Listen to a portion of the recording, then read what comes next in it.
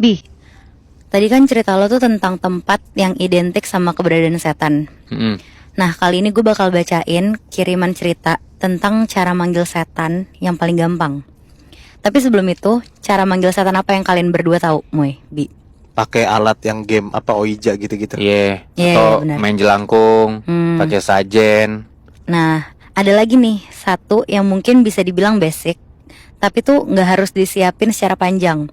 Itu tuh pakai cermin, dan lebih tepatnya buat manggil Mbak Kunti pakai cermin. Oke. Tapi ini gue nggak tahu ya valid atau enggak. Makanya pas si pengirim cerita ini, kita sebutnya namanya Tata. Ini tuh dia masih SD. Dia penasaran dan nyoba buat ngebuktiin itu. Dan nggak tahu ini tuh karena emang faktor caranya bener atau emang secara tempat pada saat itu tuh banyak dihuni setan. Tapi ya percobaannya Tata kali itu tuh beneran berhasil, Moy, Bi. Yang pakai kaca itu. Iya. Kejadiannya ini tuh sekitar tahun 2011 sampai 2012 yang lalu. Waktu itu Tata masih SD. Malam itu tuh rumahnya dia rame karena keluarga besar tuh lagi pada nginep. Sepupu-sepupunya kumpul di kamar atas, dan di atas mereka main sama cerita-cerita. Topik obrolannya tuh ganti-ganti sampai akhirnya ngerembet ke cerita-cerita serem. Salah satu sepupunya Tata ada yang nyeletuk, tahu nggak cara paling gampang manggil kuntilanak itu pakai cermin. Nah, terus katanya caranya tuh gampang. Dilakuinnya persis di jam 12 malam. Terus semua lampu tuh harus mati, nyalain satu lilin, berdiri di depan cermin, dan terakhir panggil namanya 3 kali. Panggil nama Kunti gitu maksudnya. Iya. Oh. Dan pokoknya jangan sampai ngerasa takut. Karena katanya kalau takut, si kuntilanak ini tuh nggak akan pulang. Nggak ada yang mau ngelakuin itu karena pada takut tuh di situ. Sampai akhirnya si Tata nih nekat buat ngajak sepupunya barusan, Tia namanya. Akhirnya mereka berdua nyoba itu diem-diem. Sekitar jam 12 malam, Tata sama Tia nih diem-diem masuk ke kamar mandi atas. Lampunya dimatiin, cuma pakai cahaya lilin kecil di depan wastafel. Pantulan bayangan mereka berdua nih kelihatan aneh di cermin. Muka mereka tuh pucat, bayangannya tuh gerak lebih gede dari badan asli, dan mereka secara gantian manggil Mbak Kunti, Mbak Kunti, Mbak Kunti. Tapi di situ nggak ada apa-apa. Pelan-pelan si Tata nih ketawa kecil karena ngerasa kayak ini mah kayak bercanda doang nih. Tapi pas si Tata nengok lagi ke cermin, pantulan bayangan mereka nih gerak sendiri gitu. Bener-bener kayak gerak nggak berirama gitu. Di sini si Tata langsung nge-freeze, bukan cuma karena gerakan pantulan bayangan barusan, tapi persis di belakang bayangan mereka yang awalnya cuma bayangan gelap doang, pelan-pelan berubah jadi helaian rambut panjang, terus muncul dari atas frame cermin. Rambutnya nih hitam, basah, terus ngejuntai turun gitu. Padahal aslinya di kamar mandi tuh nggak ada siapa-siapa selain mereka berdua, Moy, Bi. Rambut tuh masih ada dan makin lama makin banyak katanya si Tata. Terus akhirnya tanpa mikir panjang, si Tia nih langsung niup lilinnya. Mereka langsung buru-buru lari kabur dari kamar mandi. Niatnya sih pengen sama-sama ngeyakinin diri gitu kalau barusan tuh cuma suges aja. Tapi pas si Tia sama Tata nih nutup pintu kamar mandi, jelas banget dari dalam ada suara anak perempuan tuh kayak ketawa-tawa kecil gitu. Si Tata sama Tia langsung tutupan pakai selimut terus berusaha tidur. Tapi sekitar jam 1 malam ada wangi melati nyengat banget di kamar mereka. Ini tuh bukan wangi yang lembut gitu ya, tapi pekat yang nusuk ke hidung gitu. Akhirnya si Tata nih refleks buka mata, terus lampu kamar kan emang mati tuh kondisinya. Tapi di sini dia tuh bisa ngeliat ada siluet orang berdiri di pojok, tinggi, terus rambutnya panjang sampai lantai dan kepalanya tuh nunduk. Si Tata tuh di situ mikir kalau itu tuh gantungan baju. Tapi sampai akhirnya siluet itu tuh gerak pelan-pelan, terus rambutnya geser dan kepalanya tuh makin lama makin miring. Akhirnya Tia yang tidur di sebelah tuh tiba-tiba nyengkrem tangannya si Tata. Tangannya tuh di situ dingin banget dan dia tuh ngasih tahu kalau katanya sosok itu tuh ada di atas lemari. Tapi si Tata nih nggak berani ngeliat, dia cuma ngedenger doang nih suaranya.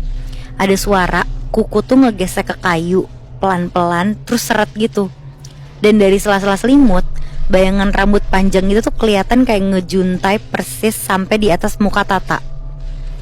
Jujur di situ Tata nggak tahu nih kapan dia beneran ketiduran. Soalnya yang dia ingat terakhir tuh perihal rambut itu. Yang jelas sekitar subuh Tata nih kebangun karena dengar suara. Suara kayak ada yang nyanyi lagu Nina Bobo gitu pelan-pelan. Dan pas Tata ngebuka mata, Moy, Bi, dia ngelihat jelas banget Mbak Kunti itu tuh duduk di langit-langit kamar, bukan berdiri. Bener-bener duduk, kedua kakinya ngelipat kayak orang sila, terus nempel di plafon. Dan gaun putihnya si Mbak Kunti ini ngegantung ke bawah.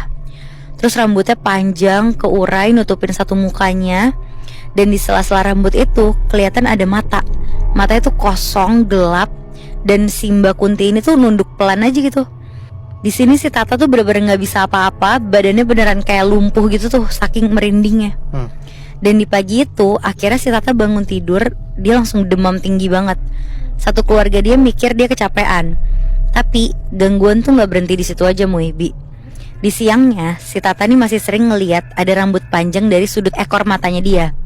Dan setiap masuk ke kamar mandi, cermin tuh kelihatan kayak berembun, padahal nggak ada air panas di situ. Si Tia pun juga udah mulai berubah nih. Hari itu dia jadi pendiam, sering kayak bengong ke sudut ruangan. Dan di sekitaran sore hari, si Tata nih ngedenger ada suara perempuan ketawa dari dalam lemari. Terus pas dia buka, gak ada apa-apa. Tapi ya lagi-lagi wangi melati nih keluar lebih pekat lagi tuh dari dalam lemari. Dan malamnya nih jauh lebih parah lagi, Muibi. Tirai kamar tuh gerak-gerak sendiri padahal gak ada angin. Terus pintu kamar mandi kebuka sendiri. Dan Tata tuh ngedenger ada suara langkah pelan dari luar kamar. Langkahnya nih gak berat, ringan gitu, kayak abis ngelangkah setengahnya lagi tuh melayang gitu. Dan makin malam badannya Tata katanya makin ngerasa aneh gitu, kayak dingin. Terus si Tata akhirnya duduk di lantai kamar. Tiba-tiba pandangannya tuh kabur. Dan di kondisi ini Tata ngedenger ada suara cewek ngomong deket banget sama kupingnya dia. Suaranya tuh ngomong, kenapa disuruh pulang? Tapi ya si Tata gak tahu itu suara siapa. Badannya dia tuh pelan-pelan jadi kaku. Dan katanya si Tata, mulutnya tuh gerak sendiri tanpa bisa kekontrol. Dan dari mulutnya si Tata itu keluar suara, tapi bukan suaranya Tata, Muibi. Suaranya tuh serak, pelan, terus bilang, udah dipanggil, kenapa disuruh pulang? Kondisi Tata tuh masih sadar sebenarnya tuh, tapi nggak bisa ngapa-ngapain. Dan katanya dia persis di depan pintu kamarnya, Mbak Kunti tuh udah berdiri pakai gaun putih kotor, kayak kotoran tanah gitu. Terus senyum lebar kayak orang puas gitu. Dan untungnya nih kebetulan ibunya tuh emang lagi mau ke kamarnya si Tata. Pas ibunya buka pintu, langsung histeris nangis-nangis tuh sambil terus-terusan manggil bapaknya. Dan langkah yang diambil bapaknya malam itu langsung ngambil Al-Quran, dibacain beberapa ayat. Dan katanya ibunya, setiap kali ayatnya dibacain nih, badannya Tata tuh kayak kejang-kejang gitu. Dan si Mbak Kunti ini tuh juga mundur pelan-pelan. Abis itu lama-kelamaan hilang gitu aja. Rambutnya hilang duluan, terus mukanya baru disusul sama badannya. Dan terakhir yang kelihatan tuh cuma senyum tipisnya aja, kata si Tata. Pokoknya abis itu badannya Tata tuh langsung lemes banget. Dan besok paginya kamarnya akhirnya dibersihin. Dia minta tolong sama teman bapaknya yang dinilai kayak ahli lah sama hal-hal kayak gitu. Dan cermin di kamar mandi pun akhirnya ditutup pakai kain buat beberapa hari, sampai akhirnya diganti pakai cermin yang lebih kecil. Dan Tata tuh di sini cuma nitip satu hal, kalau jangan iseng-iseng lah manggil kalau nggak siap buat nyambutnya. Anjing cuma perkara cermin doang ya? Tapi gue nggak percaya sih kalau misalnya masa manggil setan dari kaca. Gue nggak mau nyoba sih, kalau disuruh nyoba sih gue takut ya. Tapi kayaknya kayak rada ya kali ya gitu loh. Apa Itu kan tempatnya angker gitu loh, maksud sama gue. kayak manggil jelangkung gitu gak sih? Manggil pakai boneka gitu kayak belum tentu kita percaya juga. Iya sih, kalau Tapi kita kejadian. ngerasain gitu mungkin baru percaya ya.